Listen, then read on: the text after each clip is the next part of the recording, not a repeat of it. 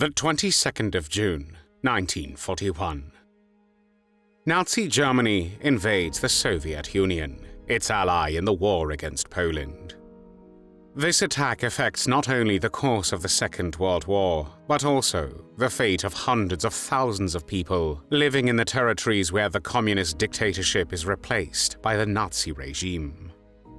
Among these territories are Volhynia and Eastern Galicia, in which a Ukrainian majority lives, but until the outbreak of World War II, these regions were a part of the Polish state.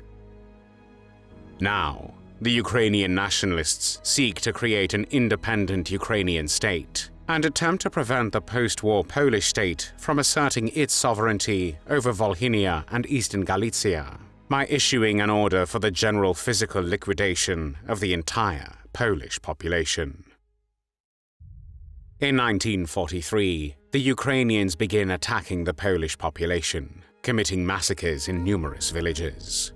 By 1945, the Ukrainian nationalists will murder 100,000 people, including pregnant women, children, and the elderly, in the most brutal manner. However, this crime will not remain unpunished, and the main perpetrators will pay for their crimes with their own lives. The road to the massacre was long. It started on the 1st of September 1939, when German troops invaded Poland from the west and started the Second World War.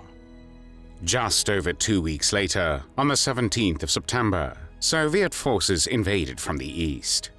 The Polish state collapsed quickly under the double attack. In a matter of weeks, Poland disappeared from the map of Europe. For the people living in the eastern regions, places like Volhynia and Eastern Galicia, life changed overnight. These areas, now under Soviet control, were soon full of fear and suspicion.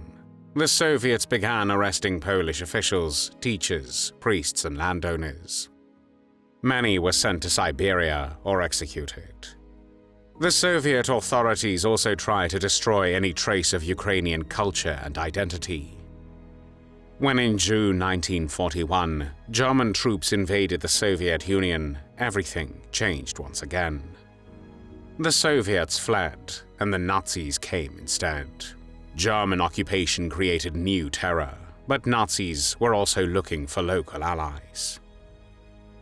It was during this time that the Organization of Ukrainian Nationalists, the OUN, grew stronger. Many Ukrainians believed that this was their chance to finally create their own state, which would be free from Poles and Soviets, and also without ethnic and religious minorities. Ukrainians, especially members of the later established Ukrainian Insurgent Army, the UPA, carried out these plans very quickly. Starting in early 1943, the UPA launched this brutal campaign to remove Poles from Volhynia. The goal was nothing else than an ethnic cleansing of the territory. The attacks began village by village. The goal was clear: to drive out or kill all Poles so that only Ukrainians would remain in the lands. The Ukrainian Insurgent Army used extremely brutal methods in their campaign against Polish civilians.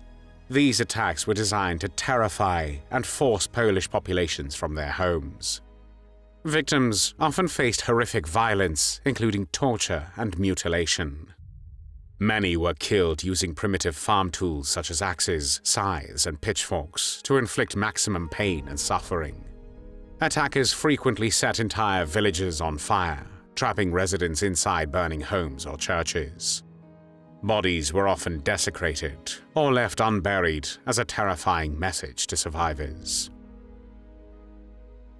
These atrocities reflected a deliberate strategy by UPA commanders to eliminate the Polish presence through fear and brutality, creating deep wounds that have lasted generations. The violence reached terrible levels in villages like Ostrówki, Wola Ostrowiecka, and Kisielin. In Ostrówki, on the 30th of August 1943, about 438 Poles were killed in a single day. Among the victims were 246 children under the age of 14. The UPA fighters often attacked early in the morning. They surrounded villages, set buildings on fire, and killed families as they ran out. Many victims were also murdered with axes, clubs, and knives. Churches became death traps. In the same day as the UPA forces were murdering in Ostrówki, they were also killing in the most brutal way in the now non-existent village of Wola Ostrowiecka. Here, they also used deception. First, they assured all the villagers that they were safe, that they had nothing against them, neither against their Catholic faith nor against their ethnicity. Members of the UPA were also showing kindness to the villagers. For example, a wounded Polish woman was treated and the kids were offered sweets. Everything seemed to be fine until all the Poles were taken to the local school. When this massacre started, groups of 5 to 10 men were led out to a nearby barn, and there the Ukrainians murdered them in a brutal manner, one by one, with hammers, axes, and heavy iron bars. When only women and children remained in the school, the building was locked, lined with straw, doused with petrol, and set on fire. A few grenades were thrown inside to ensure that no one would survive. When the UPA soldiers left Wola Ostrowiecka, 529 people were left dead, and 79 families were wiped out. A similar murder happened in the village of Kisielin on the 11th of July 1943, when about 90 Poles were murdered when attackers locked people inside the church. Men, women, and children were ordered to take off their clothes and were then massacred by machine gun. The wounded were killed with weapons such as axes and knives on the spot and without mercy. Sunday, the 11th of July, 1943, became known as the Volhynian Bloody Sunday. UPA death squads aided by local Ukrainian peasants simultaneously attacked at least 99 Polish settlements, often using the fact that people gathered in churches. Priests were killed with axes or crucified. The churches were usually set on fire and people burned alive inside. Only on this day, thousands of people were murdered. Women were impaled on the ground with bayonets. Children were torn apart by their legs. Others were impaled on pitchforks and thrown over fences or bashed against trees. Members of the intelligentsia were tied with barbed wire and thrown into wells. Arms, legs, and heads were chopped off with axes. Tongues were cut out. Ears and noses were severed. Eyes were gouged. Bellies ripped open, and entrails pulled out. Heads were smashed with hammers, and living children were thrown into burning houses.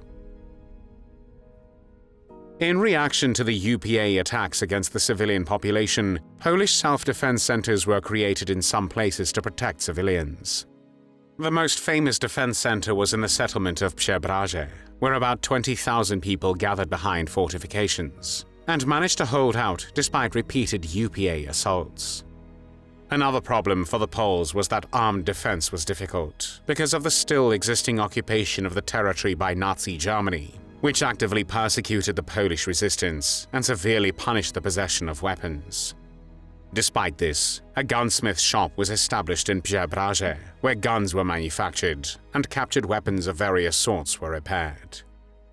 However, most of the sites were not so lucky. An estimated 100,000 Poles were murdered by UPA units in various regions, and around 300,000 people were forced to leave their homes. A large part of the victims were women and children, and the killing spree of the UPA was not limited only to Poles. In some places, the murder also took on an anti-Semitic nature. If the UPA fighters found Jews hiding with the Poles, they murdered them on the spot as well. Mass murder was covered by the UPA with rhetoric about the national struggle and the fight for Ukraine's future. Even though not everyone behind the Volhynian massacres was held accountable, for some, justice or revenge eventually came. Roman Szuchewicz, who became the main commander of the UPA in 1943 and directed operations against both Germans and Poles, died on the 5th of March 1950 in an armed fight with Soviet agents that attacked his hiding place in the village of Bilohorszcza. His hideout was surrounded by around 700 soldiers. Ivan Litvinchuk, one of the organizers and initiators of the Volhynian Massacre, was killed in 1952 when he committed suicide in a bunker when he was surrounded by Soviet forces. However, some of the murderers were already killed before the end of the Second World War. Ivan Klimchak, the commander of the unit responsible for mass murder in the village of Wola Ostrowiecka, was killed in the autumn of 1944, and his body was hung for viewing on the gallows in the village of Shatsk. Another murderer was Dmytro Semyonovich Kliachivsky, the commander of the UPA units, which also operated among others in Volhynia. He was killed by Soviet units when they ambushed him in February 1945. His death in some way was revenge for the massacres in Volhynia, as Kliachivsky was regarded as the initiator of the massacres.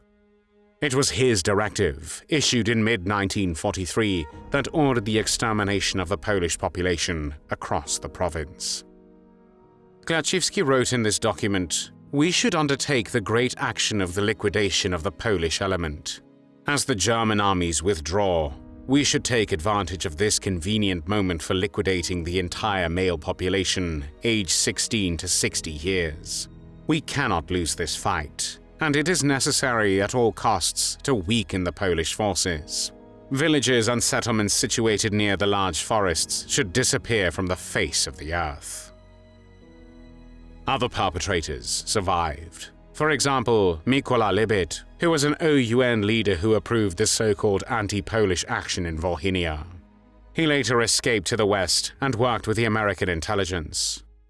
After the Second World War, he gathered intelligence on the Soviet Union until the late 1960s. The American Secret Service, the CIA, shielded Libit from prosecution for war crimes by preventing the United States Department of Justice's Office of Special Investigations from learning about his wartime connections to the Nazis. He died in 1998 in the United States, never tried for his role in mass murder and ethnic cleansing during the Second World War. However, it is likely that until the end of his life, he feared a change in the CIA's attitude towards protecting him from justice, and also retaliation from the secret services in Eastern Europe, where he had committed his crimes. After the end of the Second World War, the memory of the massacres remained painful for the Polish survivors. One reason was that most of the murderers who took part in the killing of the civilian population in Volhynia were never punished. Another reason is that the men who led the massacres were later honored by some Ukrainian nationalist circles as heroes of independence. But their legacy remained deeply divisive, stained with the blood of innocent civilians. In the villages that no longer exist, old wells and foundations are sometimes the only trace that people once lived there, and crosses mark the sites of mass graves, silent witnesses to the violence that swept the land.